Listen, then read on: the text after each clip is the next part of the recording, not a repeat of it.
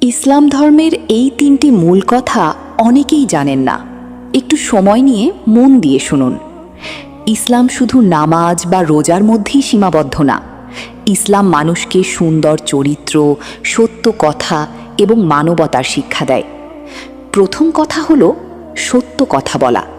মিথ্যা মানুষকে সাময়িক লাভ দিলেও শেষ পর্যন্ত সম্মান নষ্ট করে দেয়। ইসলামের সত্যবাদী মানুষকে সবচেয়ে সম্মানিত বলা হয়েছে। দ্বিতীয় কথা হলো মানুষের হক নষ্ট না করা। কারো মন কষ্ট দেওয়া, ঠকানো, অন্যায়ভাবে কারো প্রাপ্য কেড়ে নেওয়া, এসব আল্লাহ পছন্দ করেন না। তৃতীয় কথা হলো অহংকার থেকে দূরে থাকা। কারণ অহংকার মানুষকে ধ্বংসের দিকে নিয়ে যায়। মানুষ যত বড়ই হোক, শেষে তাকে মাটিতেই ফিরে যেতে হবে। মনে রাখবেন, দুনিয়ার জীবন কয়েক দিনের, কিন্তু আখিরাত চিরস্থায়ী। তাই সময় থাকতে নিজেকে বদলান, ভালো কাজ করুন আর আল্লাহ পথে চলার চেষ্টা করুন। কথাগুলো যদি সত্যি মনে হয় তাহলে কমেন্ট করে জানান।